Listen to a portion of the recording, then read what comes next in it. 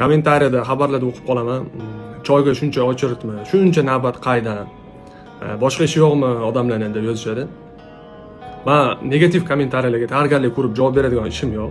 Ularga unchalik e'tibor bermayman, lekin qilayotgan ishimdan bir narsani aytib o'tmoqchimanki, bir paytlari spirtli ichimliklarga pivoga ham o'chirib turganda eshitganmiz. Hozir har holda tabiiy ichimlikka o'chirib turishibdi.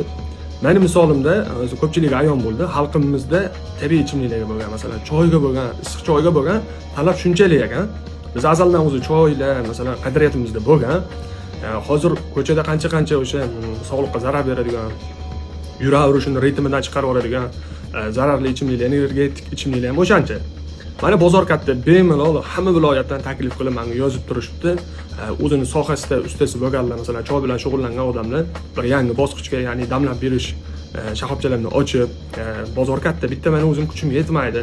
Kuchim yetgancha menga ham katta bosh og'riq kerak emas, aqlim yetgancha davomiy ishxonam bo'lsa bo'ldi. Kuchim yetganicha filial qilaman, boshqa qilaman.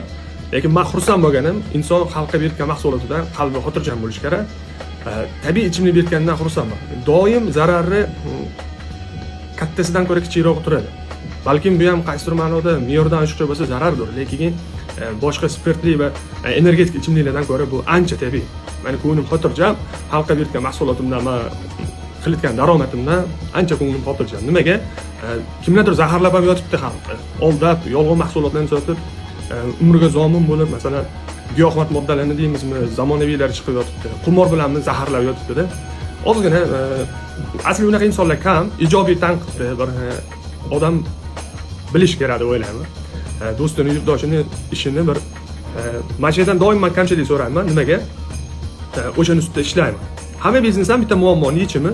Mana bozor katta, xalqimizga murojaat. Bemalol shu xalqimizga yoqadigan tabiiy ichimliklar bilan shug'ullanib, shu chet elli bizga qilgan energetik ichimligi bo'ladim, gazli ichimligi bo'ladim. Shulardan foydaligini beraylik o'rniga.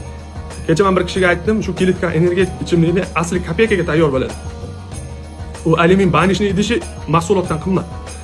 O'shaning uchun tabiiysiga shunchalik talab katta ekan, mana hamma gazini bossin, ishiga omad, xalqimizga tabiiy ichimliklarni chiqarishda to'xtamaymiz.